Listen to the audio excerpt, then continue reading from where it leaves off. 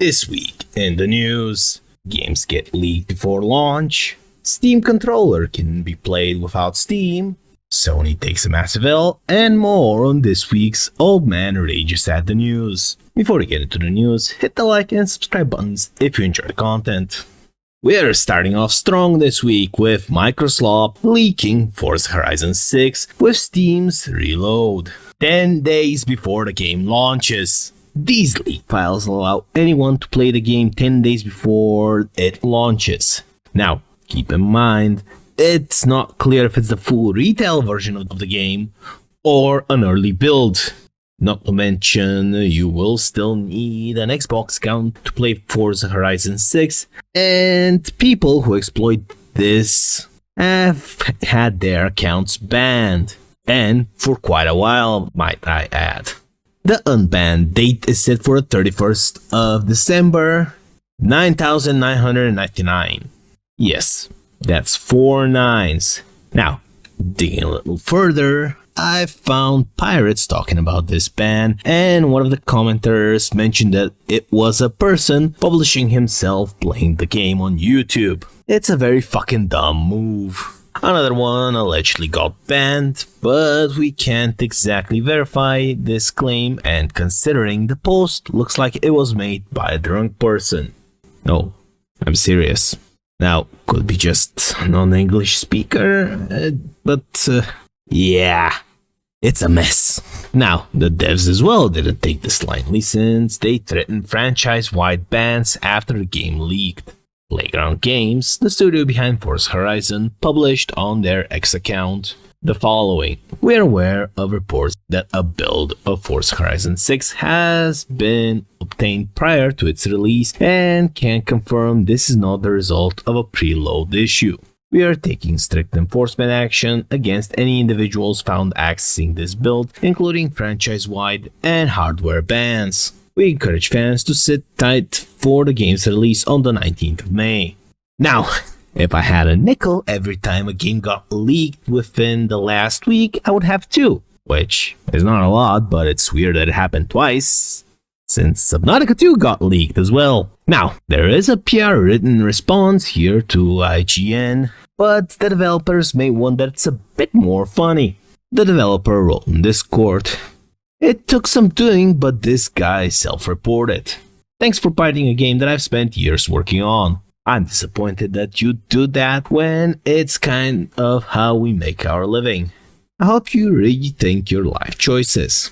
The developer did later clarify that he isn't bothered by the act of piracy itself. He was mainly bothered by people walking into the Discord and screaming off the top of their lungs that they can play while people who legitimately got the game couldn't.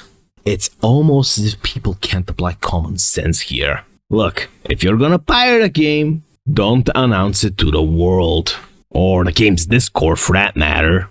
In other news, the developers of Steins Gate Reboot announced full ban on streaming and uploading gameplay footage. Not surprising considering it's a visual novel and the whole selling point of a visual novel is the story itself. Do keep in mind that console sharing features that allow in-game footage captures are authorized for private and personal use, but not for broadcasting the game. So, at the very least, you can take a screenshot and meme with your friends without worrying about the feds busting down your door.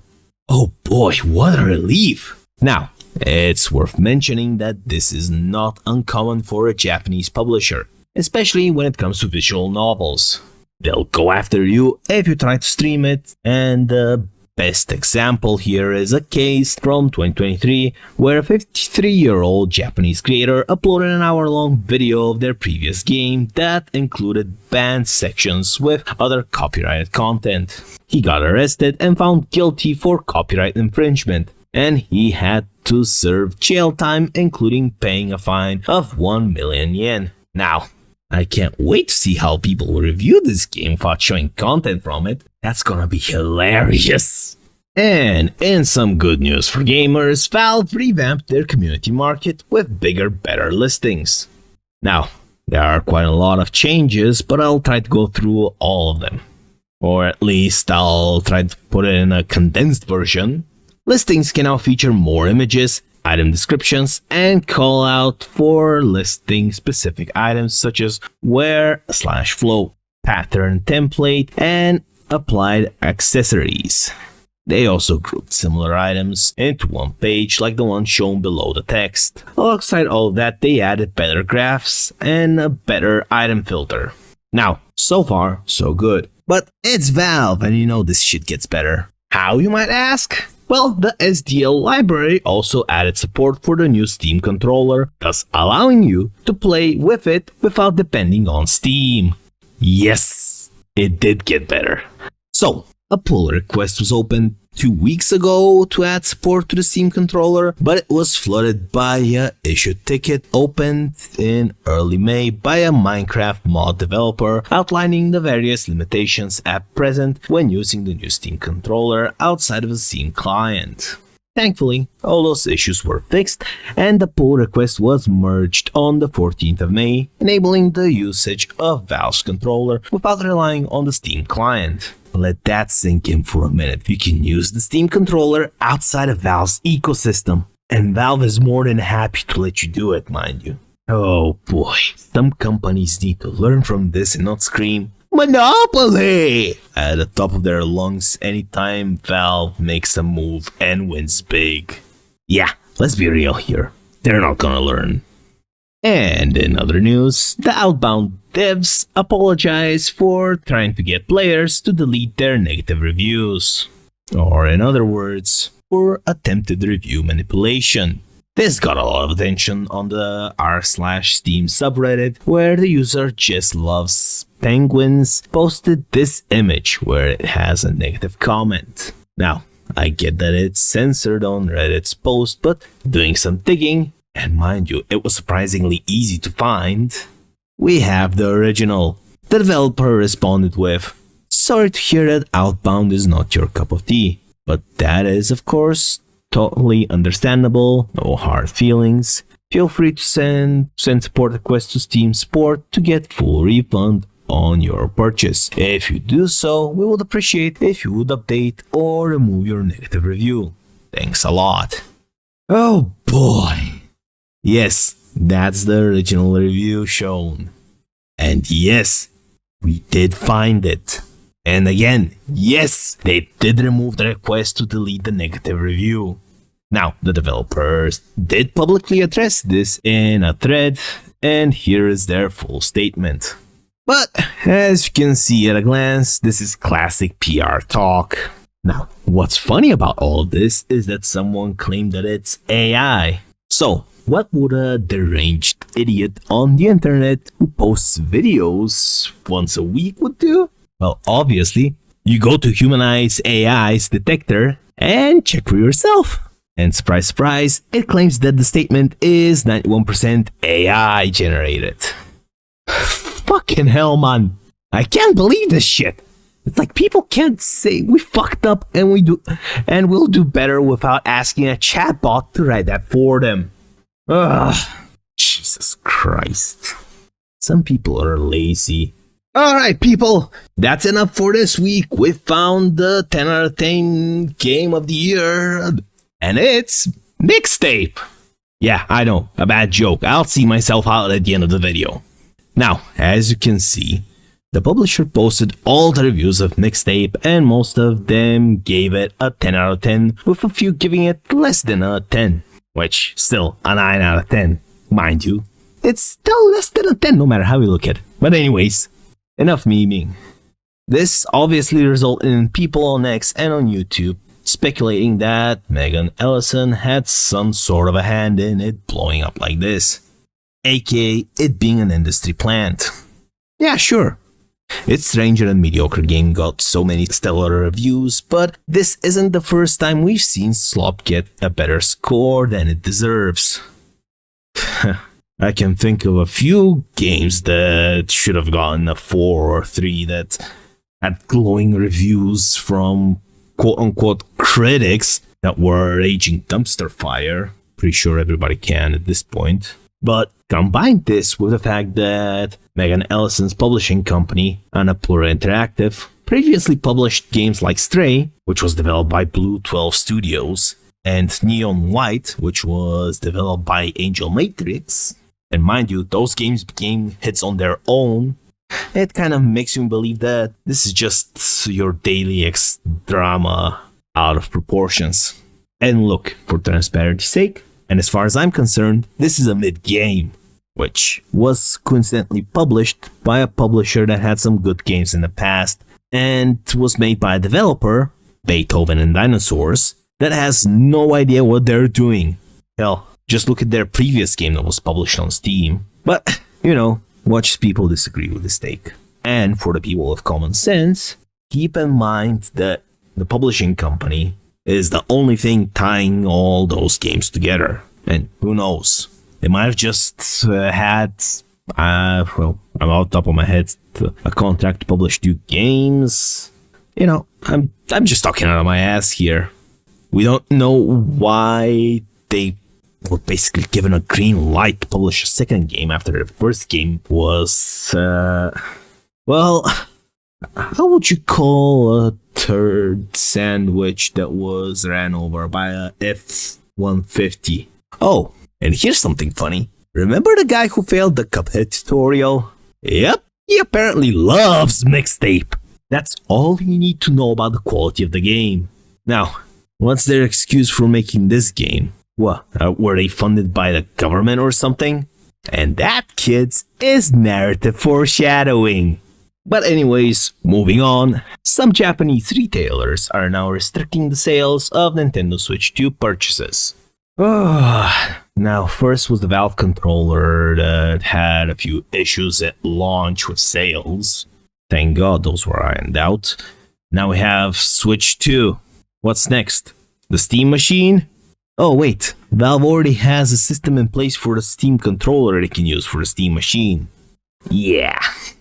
Anyways, after Nintendo raised the price of the Switch 2 from 50,000 yen to 60,000 yen in 2 weeks, a local retailer chain, Big Camera, started limiting sales at current prices to buyers paying with Big Camera branded credit cards. Not only that, but the company blames market conditions for the price hike. The new price is set at $500, which is a $50 jump that starts in September, alongside the increased price in Canada and Europe. Oh boy, you can count on Nintendo these days to show their greedy ass to the public. And in more bad news, Saros' numbers are in. Now, for those who live under a rock like me, Saros is a $70 single-player shooter that is a PlayStation 5 exclusive. Now, the game managed to sell over 300,000 copies in its first 2 weeks, which generated over $22 million. Now, this is worse than the other games we will talk about soon. But before that, Alinea Analytics shared additional information. 56% of Saros' players played Ghost of Yotei, 37% played Death Stranding 2, 11% played God of War Ghost of Sparta, and 8% played Marathon. Well, would you look at that? Marathon is last again in Sony charts. That's a big goof if I've ever seen one. Coincidentally, Sony also praised game developers in China and South Korea. The exact quote is, "The speed at which teams in China and South Korea are moving is amazing. Their scale and ability to respond quickly are things we're not always seeing from Western or Japanese teams. It's really impressive. The games coming from there also feel very different from what we've seen before." Now, to be fair, Sony would also be like them if they actually took their heads out of their asses and gave players what they want instead of focusing on DEI policies and political messaging, but no mirrors at the Sony offices apparently. Now, the full interview came from Game Business. If anyone is curious and wants to take a look at it, link will be in the sources. And to wrap up the week, we have quickfire news. An indie developer got blocked on Steam for, quote, potential infringement of his own work. Now, the good news is that the situation is resolved.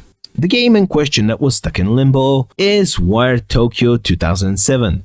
And apparently it was over infringement of third-party intellectual property. Now, Valve and the developer, Daikaichi, reached a solution and the demo will be available soon on Steam. You guys don't want to know the amount of shit show that game went through. I mean, if you do, have a look at the sources. You'll be surprised about how the copyright system got abused here by someone.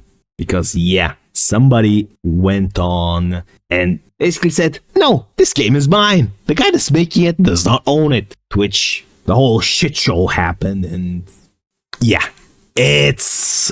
how should I put it? It was a raging dumpster fire.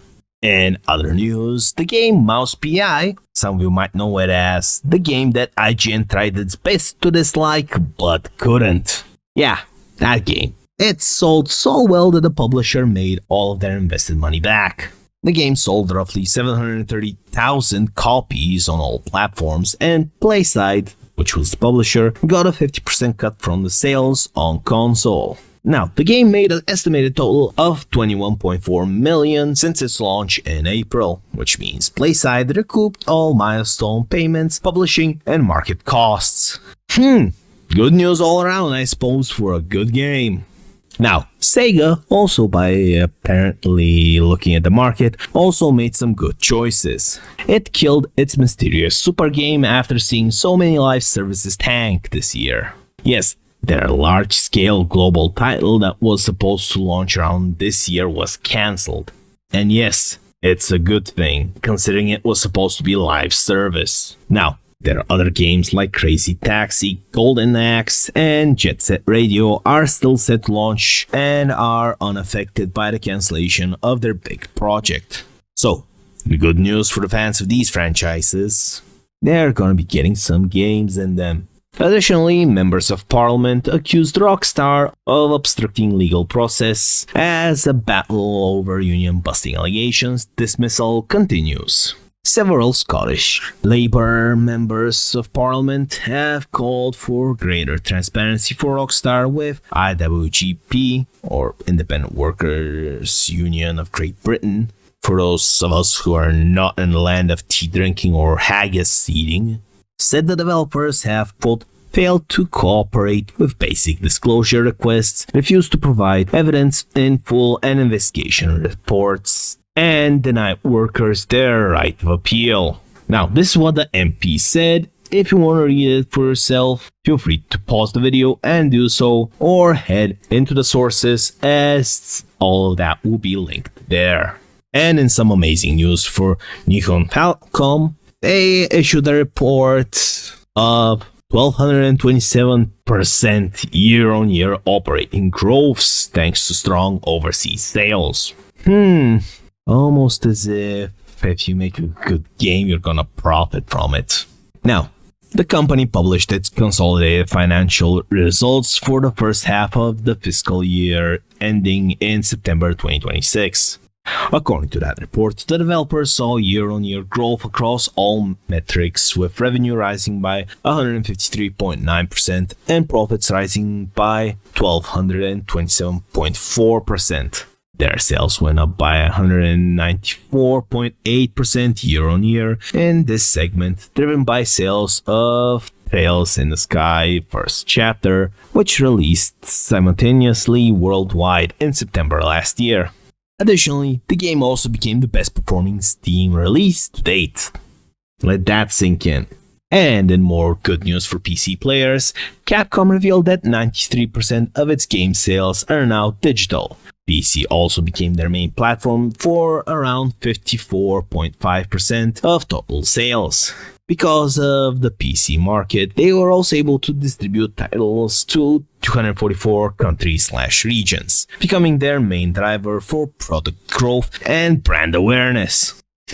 Almost as if publishing games on a platform that doesn't require region lock accounts that can only be made and accessed in certain regions is gonna actually give you more money. And speaking of more, Windrose managed to sell 2 million copies. Well, I was a week off of my prediction, but still got there. And as someone who has 121 hours, and as of the 12th of May, I can say the game is worth the 30 euros I paid for it. Especially since it's not finished yet. Meaning, more content's on the way.